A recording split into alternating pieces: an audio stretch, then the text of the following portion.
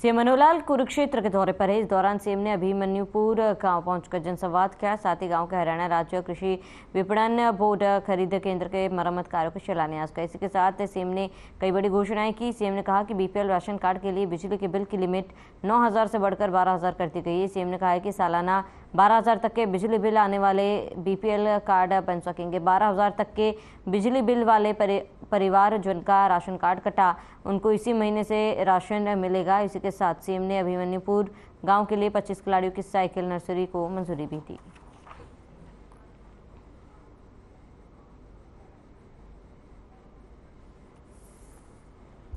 CM Manoharlal Kurukshetra के दौरे पर रहे। इस दौरान सीएम ने अभिमन्युपुर गांव पहुंचकर जनसंवाद किया। साथ ही गांव के हरियाणा राज्य कृषि विपणन बोर्ड खरीद केंद्र के मरम्मत कार्यों का शिलान्यास किया। इसी के साथ सीएम ने कई बड़ी घोषणाएं की। सीएम ने कहा बीपीएल राशन कार्ड के लिए बिजली के बिल की लिमिट 9,000 से बढ़कर 12,000 कर दी गई है।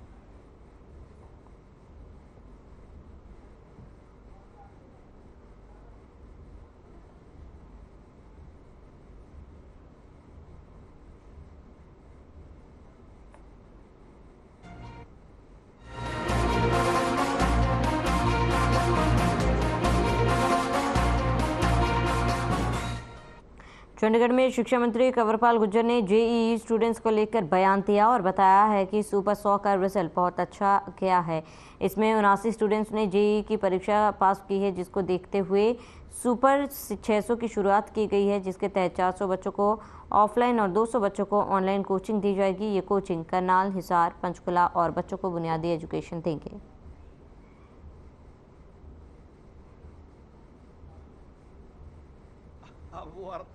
ऐसा कोई बयान किसी भी साइड से नहीं दिया गया। जिस प्रकार से आप पूरा इंटरव्यू लेते हैं, उस इंटरव्यू में से कहीं एक लाइन आप उठा लेते हैं, अब वो अर्थ का अनर्थ पड़ जाता है कई बार। तो ऐसा है नहीं कुछ भी। हमारा जो है गठबंधन है वो स्मूथली चल रहा, बिल्कुल, इसमें कोई कहीं भी दिक्कत नहीं।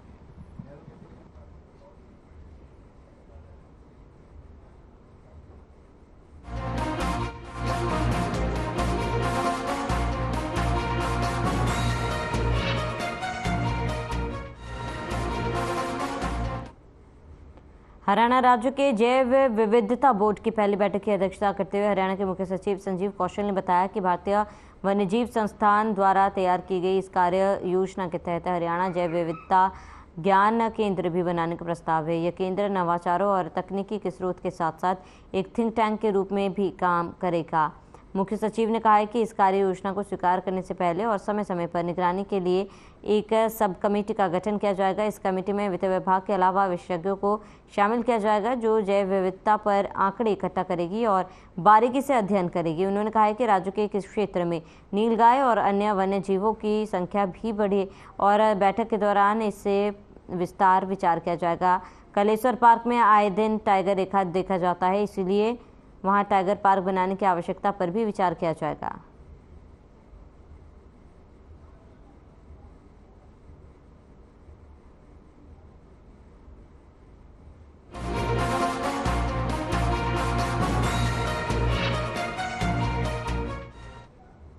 इसी बीच एक बड़ी जानकारी आपको बता दें, फरीदाबाद से स्वास्थ्य विभाग की टीम ने की कार्रवाई। बल्लभगढ़ स्थित मेडिकल स्टोर से एमटीपी किट हुए बरामद। गर्भवती महिला को रंगे हाथ एमटीपी किट देते किया गिरफ्तार। 1,000 रुपये में एमटीपी किट का हुआ था सौदा। 500 रुपये पहले और 500 रुपये किट के बाद हुई थी बात। गुप्त सूचना के आधार पर बड़ी कार्रवाई की गई है। बल्लभगढ़ के आदर्श नगर थाना क्षेत्र के अंतर्गत ये कार्रवाई। तो गर्भवती महिला को रंगे हाथ एमटीपी किट देते किया गिरफ्तार।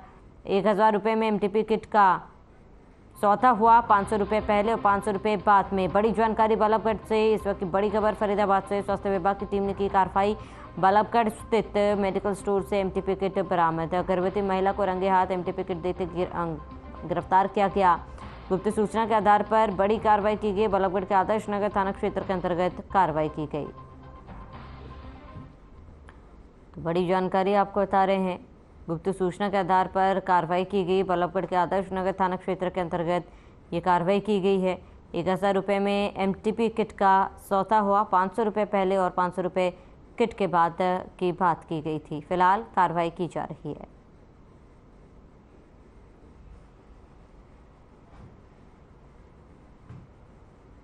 हाँ, आज एक माननीय सिविल सर्जन जी को गुप्त सूचना मिली थी और उनके आधार पर उन्होंने एक टीम का गठन करा और उसी के बिहाफ पे कल से ये टीम चल रही थी और आज ये पूरी तरह से सक्सेसफुल रही। एमटीपी की एक रेड थी जिसमें किट के माध्यम से एक मेडिकल स्टोर वाला सुभाष कॉलोनी बल्लभगढ़ में वो किट के माध्यम से गर्भपात की प्रक्रिया को सुचारू रूप से चला रहा था और उसको रंगे हाथों पकड़ा गया। पैसे भी 1,000 रुपये में ठहर हुआ था, 1,000 रुपये रिकवरी भी हो गए, एमटीपी किट भी होगी और आदर्श नगर थाने में वो मुकदमा दर्ज करा दिया है। साथ में ड्रग कंट्रोल ऑफिसर भी साथ में थे, उन्होंने भी अपनी जो ड्रग की कार्रवाई है दुकान को सील कर दिया।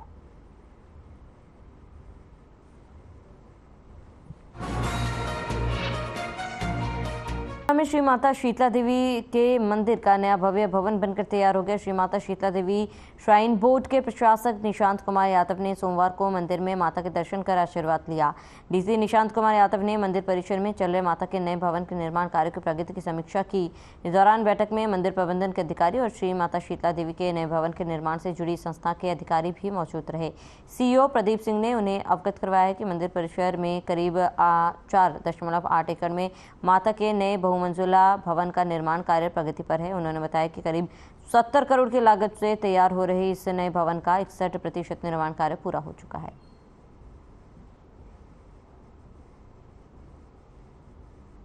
देखिए, आज जो माता शीतला देवी का मंदिर है जो बनाया जा रहा है, इसकी निरीक्षण हमने किया है और इसमें काफ़ी काम इसमें हो चुका है। कुछ डिज़ाइन में चेंजेस होने की वजह से अप्रूवल वगैरह के स्तर पे पेंडिंग है, पर कोशिश रहेगी कि वो डिज़ाइन जल्दी अमेंड करा के और काम को जल्दी पूरा करें, सो दैट एक अच्छा एक मंदिर है, भव्य मंदिर है, वो लोगों को मिले।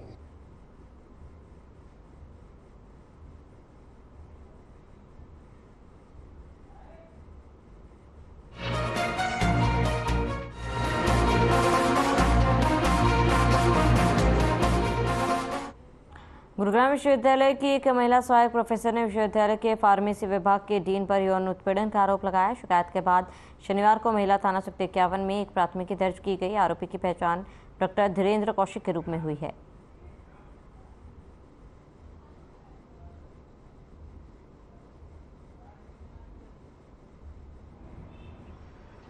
गुरुग्राम यूनिवर्सिटी फार्मेसी डिपार्टमेंट के डीन पर असिस्टेंट महिला प्रोफेसर ने यौन शोषण का आरोप लगाया है। आरोपों को लेकर दी गई महिला थाने में शिकायत के बाद मामला दर्ज कर मामले की तफ्तीश शुरू कर दी है। महिला ने यह कहा कि जनवरी से वो लगातार डीन इसको परेशान कर रहा था और ऐसे में जान से मारने की धमकी तक दे डाली। ऐसे में महिला जब विरोध करती थी तो इसी तरह से जान से मारने की धमकी दी जाती थी। फिलहाल गुरुग्राम पुलिस अब पूरे मामले की तफ्तीश कर रही है। गुरुग्राम से हर खबर हरियाणा के लिए विजेंद्र कुमार।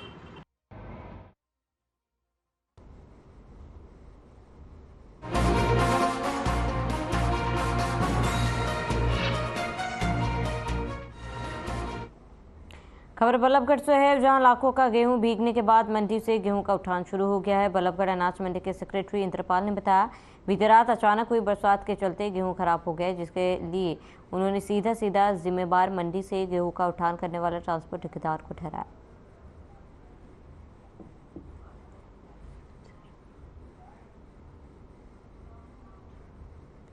देखिए, जैसे कल अचानक बारिश आ गई थी तो कुछ जो हमारा थोड़ा सा गेहूं बाहर रखा हुआ था तो वो थोड़ा भीग गया है और अभी हमने इनको दिशा निर्देश कल भी दिए थे और पहले भी हम देते रहे हैं कि जब भी बारिश के आसार होते हैं तो हमने ग्रुप बना रखा, उस पर डाल देते हैं कि जो भी आपकी कृषि उपज है उसको ढक के रखें।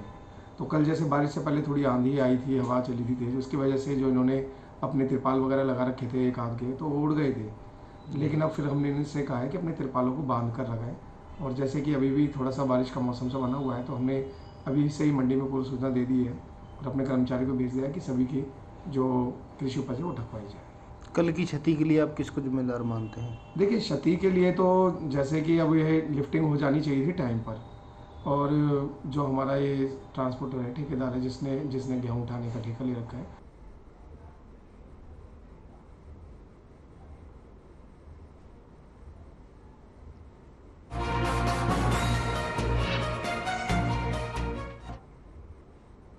पूर्व मंत्री मांगेराम राठी की बेटी की आत्महत्या के मामले में इनेलो प्रदेश अध्यक्ष नफे सिंह राठी की मुश्किलें फिर से बढ़ती नजर आ रही। जगदीश नंबरदार की आत्महत्या मामले में नफे सिंह राठी समेत 6 लोगों पर एफआईआर दर्ज हुई है। इस मामले में नफे सिंह राठी समेत 5 लोगों की अग्रिम जमानत भी हो गई है। अब उनकी जमानत को रद्द करवाने के लिए पीड़ित परिवार हाईकोर्ट पहुंच गया। पीड़ित परिवार ने प्रेस कॉन्फ्रेंस कर जानकारी दी है कि 22 मई को हाईकोर्ट में इस मामले की सुनवाई होगी। मुकदमे पर जब तक हम इन्होंने यूपी में झूठा मुकदमा दर्ज करवाया कोई गाड़ी चोरी का, उसके लिए यूपी पुलिस यहाँ आई। यूपी पुलिस ने हमारे से इसकी तफ्तीश की और हमारे से उन लोगों के नाम लेके पूछा कि आप क्या इनको जानते हो। हमारा ना तो हम कभी यूपी उस एरिया में गए और ना हमारा कोई उस केस से लेना देना, ना हम उन आदमियों से जीवन में कभी मिले। इन्होंने हमारे ऊपर दोनों चाचा भतीजा के ऊपर झूठा मुकदमा बनवाया। उसके बाद हम संजीव बालियान जी से मिले। संजीव बालियान जी ने वहाँ एसपी साहब के पास फोन किया, फिर एसपी साहब से मिले। अब हम एफिडेविट दे के आए हुए हैं वहाँ कोर्ट में।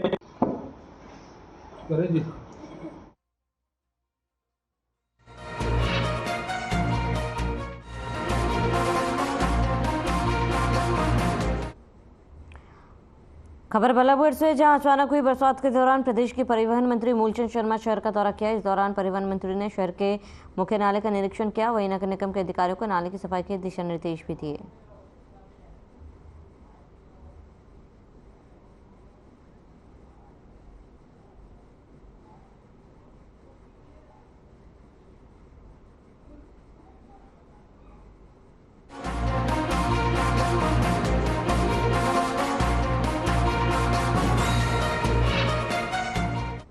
सोना के लाखोवास में ज्ञानेंद्र उर्फ भोला की लाठी डंडे और हथौड़े से पीट कर हत्या मामले में क्राइम ब्रांच ने वारदात के मास्टरमाइंड अजय उर्फ अज्जू को गिरफ्तार कर उसके कब्जे से एक देसी तमंचा बरामद किया। एसीपी प्रीतपाल सिंह ने बताया कि पलवल के रहने वाले मृतक ज्ञानेंद्र उर्फ भोला और उसी के गांव के रहने वाले भारत के बीच किसी बात को लेकर रंजिश इतनी गहराई कि भारत ने अपने दोस्त अजय के साथ मिलकर ज्ञानेंद्र उर्फ भोला की लाठी डंडे और हथौड़े से पीटकर हत्या कर दी थी। इस मामले में पुलिस ने मृतक के परिजनों और वायरल वीडियो के आधार पर 16 बदमाशों के खिलाफ हत्या का मामला दर्ज किया।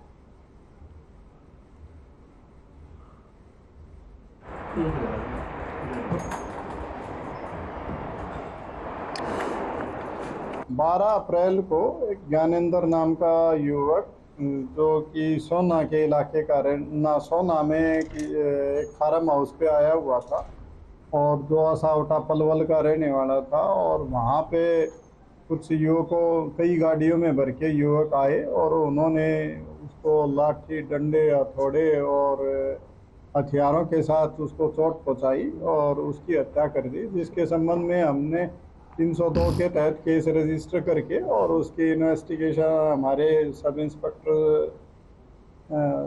सत्य प्रकाश के नेतृत्व में क्राइम टीम सोना ने करते हुए उसमें एक व्यक्ति जिसका अहम रोल इसमें रहा है, जिसका नाम अजय उर्फ अज्जू है, जो लगभग 25 साल का उम्र का है, इसको गिरफ्तार करने में कामयाबी हासिल की है।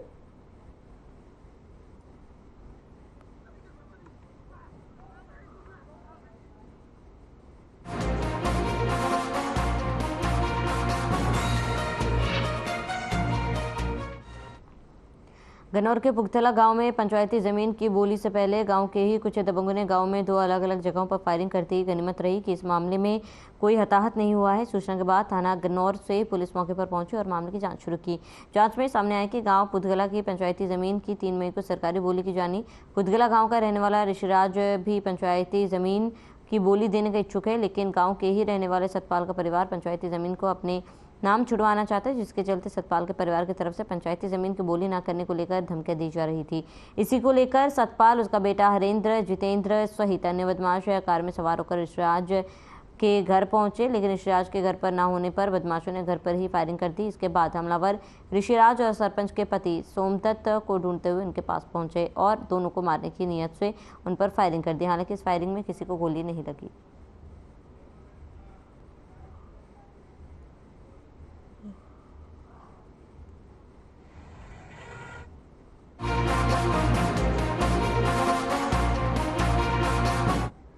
हरियाणा विद्यालय शिक्षा बोर्ड ने डीएलएड की परीक्षाओं का रिजल्ट जारी कर दिया। हरियाणा विद्यालय शिक्षा board chairman doctor VP Yadav ने बताया कि 10वीं और 12वीं की वार्षिक परीक्षाओं का परिणाम इसी माह के अंत तक घोषित हो जाएगा। इस दौरान उन्होंने एसएलसी को लेकर बढ़ाई गई फीस पर फर्नीचर करने की बात कही थी। साथ ही डीएलएड का रिजल्ट जारी हुए। चेयरमैन डॉक्टर वीपी यादव ने बताया कि प्रवेश परीक्षा 2020 से 22 के फर्स्ट ईयर में 31.64 परीक्षार्थी पास हुए थे, वहीं सेकंड ईयर में 77.40% परीक्षार्थी पास हुए थे।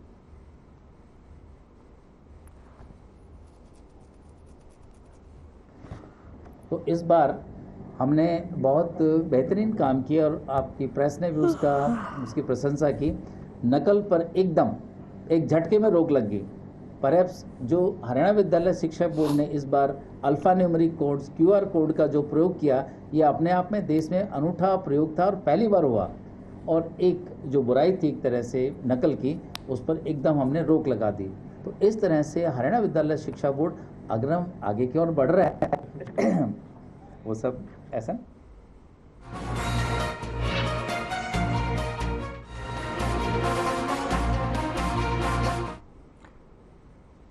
नारनौल के महलन पाना की चौपाल में सथरोल खाप पंचायत की बैठक हुई थी। बैठक में विभिन्न सामाजिक मुद्दों पर चर्चा हुई। उसी के साथ साथ दिल्ली के जंतर मंतर पर कुश्ती खिलाड़ियों के धरने को सथरोल खाप पंचायत ने अपना समर्थन दिया। साथ ही पंचायत के सदस्यों ने सरकार को चेतावनी देते हुए कहा कि देश की बेटियों के साथ न्याय किया जाए, नहीं तो खाप पंचायत बड़ा आंदोलन करने से पीछे नहीं हटेगी। वहीं सथरोल खाप पंचायत के प्रवक्ता फूल कुमार पेटवाड़ ने कहा कि हमारी महिला पहलवानों के साथ जाती हुई है, हम उसका पुरजोर विरोध करते हैं।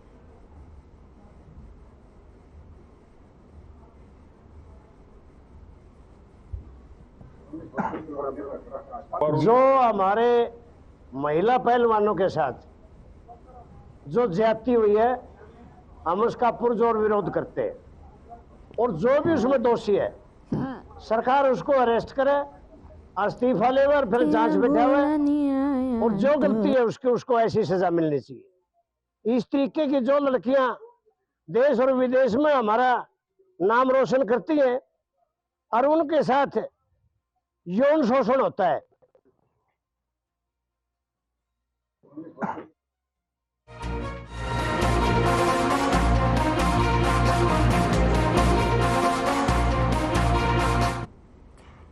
रेवाड़ी में फर्जी तरीके से चल रहे मेडिकल स्टोर पर सीएम फ्लाइंग ने छापेमारी की। जानकारी के मुताबिक स्टोर में एक्सपायरी डेट की दवाइयां मिली, जिन अन्य महिलाओं के लाइसेंस पर स्टोर चलाया जा रहा था। मामले में कार्रवाई करते हुए संबंधित विभाग ने स्टोर को सील कर आगे कार्रवाई शुरू कर दी।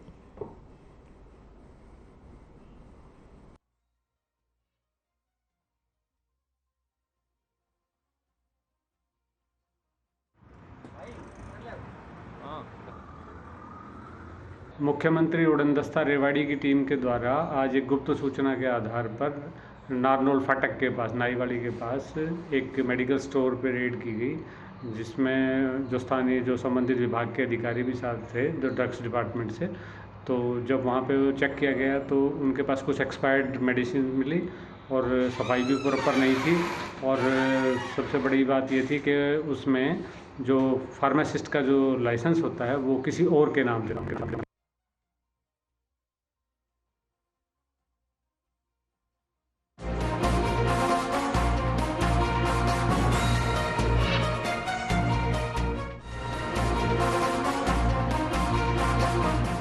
सीएम मनोहर धर्मनगरी कुरुक्षेत्र के दौरे पर है, जहां आज सीएम के दौरे दूसरे दिन मुख्यमंत्री मनोहर लाल धुराला पहुंचे थे, जहां उन्होंने जनसंवाद कार्यक्रम के तहत आम लोगों की समस्याएं सुनी। इस दौरान सीएम मनोहर लाल ने अपने कार्यक्रम में कहा कि कोरोना महामारी के देश के सामने एक बड़ा संकट बनकर आया। बता दें कि उसके पहले सीएम मनोहर लाल कुरुक्षेत्र के अलग अलग क्षेत्र में जाकर जनसंवाद कार्यक्रम किया।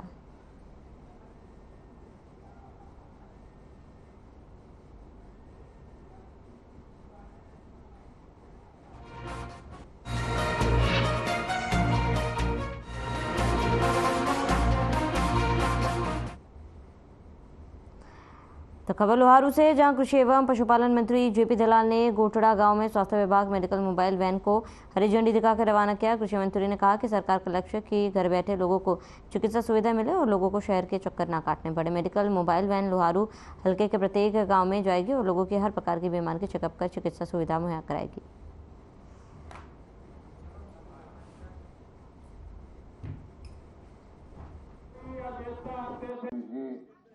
ये गांव-गांव जाकर के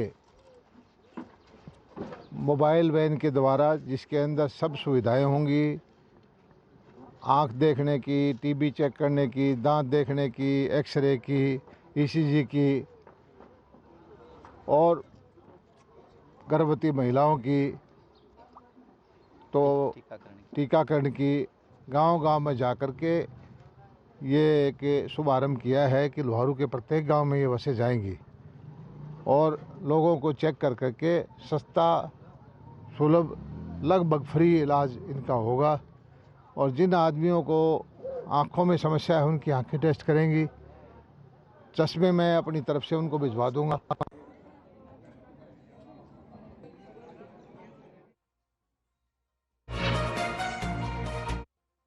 इसके चुनाव को लेकर सभी राजनीतिक पार्टियां सक्रिय हो चुकी है, जिसको लेकर इंडियन नेशनल लोकदल ने भी अपने कार्यकर्ताओं की नब्ज टटोलनी शुरू कर दी।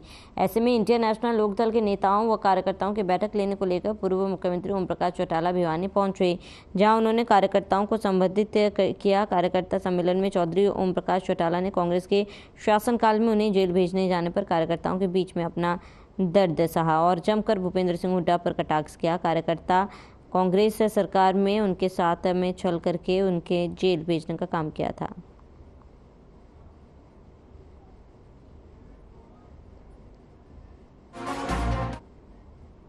ध्यान में रख करके इंडियन नेशनल लोकदल पार्टी ने परिवर्तन पद यात्रा शुरू की। परिवर्तन का मतलब बदलाव। हम इस प्रकार की संस्कृति को बदलना चाहते हैं। राज तो बदलते रहते, लेकिन नीति नहीं बदला करते। प्रदेश के मौजूदा मुख्यमंत्री ने मुख्यमंत्री का पदभार संभालने के बाद एक घोषणा की थी कि जिस किसी साथी को कोई तकलीफ हो वो मेरी कोठी पे आए, मैं उसको सुविधा प्रदान करूं। संयोग से मुझे एक दफा चंडीगढ़ जाने का अवसर मिला और चंडीगढ़ में मैं अपने किसी मित्र से मिलने के लिए जा रहा था।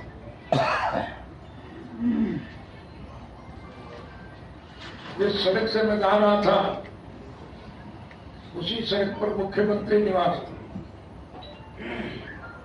मैंने गौर से देखा, उस मुख्यमंत्री निवास पर एक भी आदमी नहीं था। कोठी सुननी पड़ी थी।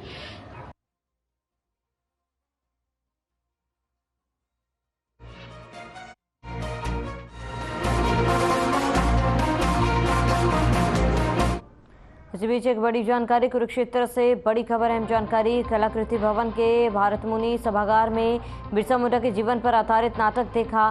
बीजेपी प्रदेश प्रभारी विप्लव देव इस दौरान मौजूद रहे। विधायक सुभाष सुधा रहे मौजूद।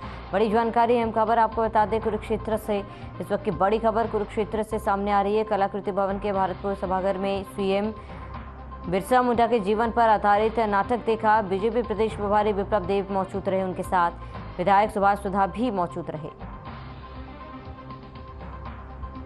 तो बड़ी जानकारी आपको बता रहे हैं। कलाकृति भवन के भारत मुनि सभागार में सीएम बिरसा मुंडा के जीवन पर आधारित नाटक देखा और कार्यक्रम की तस्वीरें आपको दिखा रहे हैं। कलाकृति भवन के भारत मुनि सभागार में कार्यक्रम का आयोजन, जिसमें सीएम ने शिरकत की। इस दौरान विधायक सुभाष सुधा उनके साथ मौजूद रहे और बीजेपी प्रदेश प्रभारी विप्लव देव भी मौजूद रहे।